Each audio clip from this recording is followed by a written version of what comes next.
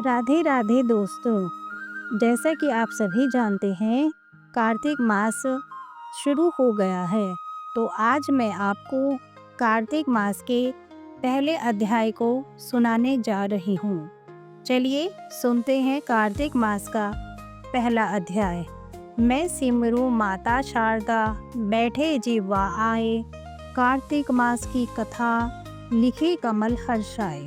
नैमिषारण्य तीर्थ में श्री सूत जी ने 88,000 सनकादिक ऋषियों से कहा, अब मैं आपको कार्तिक मास की कथा विस्तार पूर्वक सुनाता हूँ, जिसका श्रवण करने से मनुष्य के सभी पाप नष्ट हो जाते हैं और अंत में वैकुंठ धाम की प्राप्ति होती है।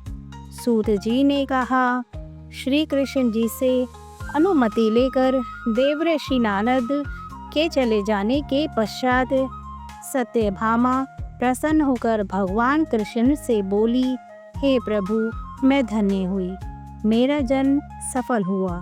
मुझ जैसी त्रिलोकीय सुंदरी के जन्मदाता भी धन्य हैं, जो आपकी 16,000 स्त्रियों के बीच में आपकी परम प्यारी पत्नी बनी। मैं आपके साथ नारद जी को वह कल्प वृक्ष आदि पुरुष विधि पूर्वक दान में दिया, परंतु वही कल्प वृक्ष मेरे घर में लहराया करता है। यह बात मृत्यु लोक में किसी स्त्री को ज्ञात नहीं है। हे त्रिलोकीनाथ, मैं आपसे कुछ पूछने की इच्छुक हूँ। आप मुझे कृपया कर कार्तिक महात्म्य की कथा विस्तार पूर्वक सुनाइए, जिसको सुनकर मेरा हित हो और जिसके करने से कल्प पर्यंत भी आप मुझसे विमुख न हो। सूत जी आगे बोले, सत्यभामा के ऐसे वचन सुनकर श्री कृष्ण ने हंसते हुए सत्यभामा का हाथ पकड़ा और अपने सेवकों को वहीं रुकने के लिए कहकर विलास युक्त अपनी पत्नी को कल्प वृक्ष के नीचे ले गए। फिर हंसकर बोले, हे प्रिय, 16,000 रानियों में से तुम मुझे प्राणों के समान प्यारी हो। तुम्हारे लिए मैंने इंद्र एवं देवताओं से विरोध किया था। हे कांते, जो बात तुमने मुझसे पूछी है उसे सुनो। एक दिन मैंने तुम्हारी इच्छा पूर्ति के लिए गरुड़ पर सवार होकर इंद्रलोक जाकर कल्प वृक्ष मांगा। इंद्र द्वारा मना किए जाने पर इंद्र एवं गरुड़ में घोर संग्राम हो गया और गोलोक में भी गरुड़ जी गौओं से युद्ध किया। गरुड़ की चोट से उनके कान व पूंछ कटकर गिरने लगे, जिससे 3 वस्तुएं उत्पन्न हुई। कान से तंबाकू, पूंछ से गोभी और रक्त से मेहंदी बनी। इन तीनों का प्रयोग करने वाले को मोक्ष नहीं मिलता। तब गौओं ने भी क्रोधित होकर गरुड़ पर वार किया, जिससे उनके 3 पंख टूटकर गिर गए। इनके पहले पंख से नीलकंठ, दूसरे पंख से मोर और तीसरे से चकवा चकवी उत्पन्न हुए। हे प्रिय, इन तीनों का दर्शन करने मात्र से ही शुभ फल प्राप्त हो जाता है। यह सुनकर सत्यभामा ने कहा, हे प्रभु, कृपया मुझे मेरे पूर्व जन्मों के विषय में बताइए कि मैंने पूर्व जन्म में कौन कौन से दान, व्रत व जप नहीं किए हैं। मेरा स्वभाव कैसा था, मेरे जन्मदाता कौन थे और मुझे मृत्यु लोक में जन्म क्यों लेना पड़ा। मैंने ऐसा कौन सा पुण्य कर्म किया था जिससे मैं आपकी अर्धांगिनी हुई। श्री कृष्ण ने कहा, हे प्रिय, अब मैं तुम्हारे द्वारा पूर्व जन्म में किए गए पुण्य कर्मों को विस्तार पूर्वक कहता हूँ, उसे सुनो। पूर्व जन्म में सतयुग के अंत में मायापुरी में अत्रि गोत्र में वेदांत का ज्ञाता देवशर्मा नामक एक ब्राह्मण निवास करता था। वह प्रतिदिन अतिथियों की सेवा, हवन और सूर्य भगवान का पूजन किया करता था। वह सूर्य के समान तेजस्वी था। वृद्धा अवस्था में उसे गुणवती नामक कन्या की प्राप्ति हुई। उस पुत्रहीन ब्राह्मण ने अपनी कन्या का विवाह अपने ही चंद्र नामक शिष्य के साथ कर दिया। वह चंद्र को अपने पुत्र के समान मानता था और चंद्र भी उसे अपने पिता की भांति सम्मान देता था। एक दिन वे दोनों कुश व समिधा लेने के लिए जंगल में गए। जब वे हिमालय की तलहटी में भ्रमण कर रहे थे, तब उन्हें एक राक्षस आता हुआ दिखाई दिया।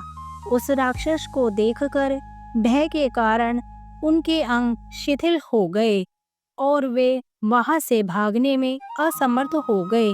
तब उस काल के समान राक्षस ने उन दोनों को मार डाला। चूंकि वे धर्मात्मा थे, इसलिए मेरे पार्षद उन्हें मेरे वैकुंठ धाम में मेरे पास ले आए। उन दोनों द्वारा आजीवन सूर्य भगवान की पूजा किए जाने के कारण मैं दोनों पर अति प्रसन्न हुआ। गणेश जी, शिव जी, सूर्य व देवी, इन सबकी पूजा करने वाले मनुष्य को स्वर्ग की प्राप्ति होती है। मैं एक होता हुआ भी काल और कर्मों के भेद से 5 प्रकार का होता हूँ। जैसे एक देवदत्त, पिता, भ्राता आदि नामों से पुकारा जाता है। जब वे दोनों विमान पर आरूढ़ होकर सूर्य के समान तेजस्वी, रूपवान, चंदन की माला धारण किए हुए मेरे भवन में आए, तो वे दिव्य भोगों को भोगने लगे। कार्तिक महात्म्य का पहला अध्याय समाप्त। राधे राधे। राधे राधे दोस्तों। चलिए अब सुनते हैं कार्तिक महात्म्य का दूसरा अध्याय। भगवान श्री कृष्ण आगे बोले, हे प्रिय, जब गुणवंती को राक्षस द्वारा अपने पति व पिता के मारे जाने का समाचार मिला, तो वह विलाप करने लगी। हाँ नाथ, हाँ पिता, मुझको त्याग कर तुम कहाँ चले गए? मैं अकेली स्त्री तुम्हारे बिना अब क्या करूँगी? अब मेरे भोजन, वस्त्र आदि की व्यवस्था कौन करेगा? घर में प्रेम पूर्वक मेरा पालन पोषण कौन करेगा? मैं कुछ भी नहीं कर सकती। मुझे विधवा की कौन रक्षा करेगा? मैं कहाँ जाऊँ? मेरे पास तो अब कोई ठिकाना भी नहीं रहा। इस प्रकार विलाप करते हुए गुणवती चक्कर खाकर धरती पर गिर पड़ी और बेहोश हो गई। बहुत देर बाद जब उसे होश आया, तो वह पहले की ही भांति करुण विलाप करते हुए शोक सागर में डूब गई। कुछ समय के पश्चात जब वह संभली, तो उसे ध्यान आया कि पिता और पति के मृत्यु के बाद मुझे उनकी क्रिया करनी चाहिए, जिससे उनकी गति हो सके। इसलिए उसने अपने घर का सारा सामान बेच दिया। उससे प्राप्त धन से उसने अपने पिता एवं पति का श्राद्ध आदि कर्म किया। तत्पश्चात वह उसी नगरी में रहते हुए 8 पहर भगवान विष्णु की भक्ति करने लगी। उसने मृत्यु पर्यंत तक नियम पूर्वक सभी एकादशियों का व्रत और कार्तिक महीने में उपवास एवं व्रत किए। हे प्रिय, एकादशी और कार्तिक व्रत मुझे बहुत ही प्रिय हैं। इनसे मुक्ति, भुक्ति, पुत्र तथा संपत्ति प्राप्त होती है। कार्तिक मास में जब तुला राशि पर सूर्य आता है, तब ब्रह्म मुहूर्त में स्नान करने व व्रत व उपवास करने वाले मनुष्य मुझे बहुत प्रिय हैं, क्योंकि यदि उन्होंने पाप भी किए हों, तो भी स्नान व व्रत के प्रभाव से उन्हें मोक्ष प्राप्त हो जाता है।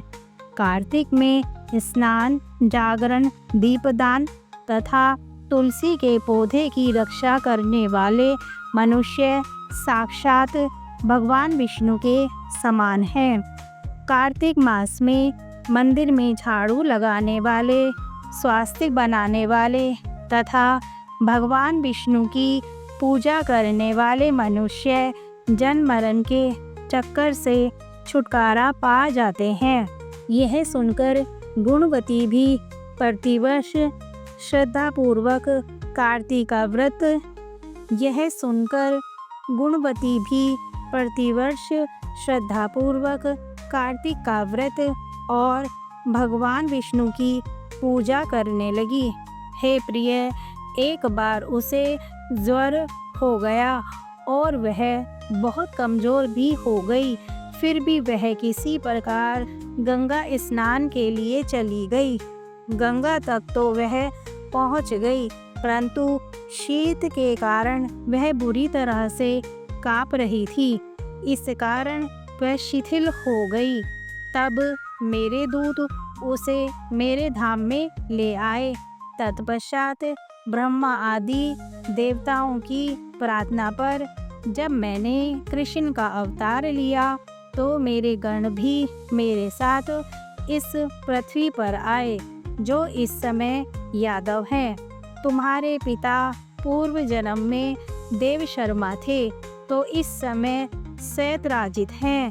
पूर्व जन्म में चंद्र शर्मा जो तुम्हारा पति था वह डाकू है, और हे देवी, तू ही वह गुणवती है। कार्तिक व्रत के प्रभाव के कारण ही तू मेरी अर्धांगिनी हुई है।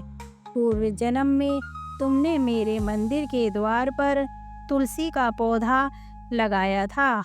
किस समय वह तेरे महलों के आंगन में कल्प वृक्ष के रूप में विद्यमान है। उस जन्म में जो तुमने दीपदान किया था, उसी कारण तुम्हारी देह इतनी सुंदर है और तुम्हारे घर में साक्षात लक्ष्मी जी का वास है। चूँकि तुमने पूर्व जन्म में अपने सभी व्रतों का फल पति स्वरूप विष्णु को अर्पित किया था, उसी के प्रभाव से इस जन्म में तुम मेरी प्रिय पत्नी हुई हो। पूर्व जन्म में तुमने नियम पूर्वक जो कार्तिक मास का व्रत किया था, उसी के कारण मेरा और तुम्हारा कभी वियोग नहीं होगा। इस प्रकार कार्तिक मास में व्रत आदि करने वाले मनुष्य मुझे तुम्हारे समान प्रिय हैं। दूसरे जप तप यज्ञ दान आदि करने से प्राप्त फल कार्तिक मास में किए गए व्रत के फल से बहुत थोड़ा होता है, अर्थात कार्तिक मास के व्रतों का 16वां भाग भी नहीं होता। इस प्रकार सत्यभामा भगवान श्री कृष्ण के मुख से अपने पूर्व जन्म के पुण्य का प्रभाव सुनकर बहुत प्रसन्न हुई। कार्तिक मास का अध्याय 2 संपन्न हुआ। राधे राधे।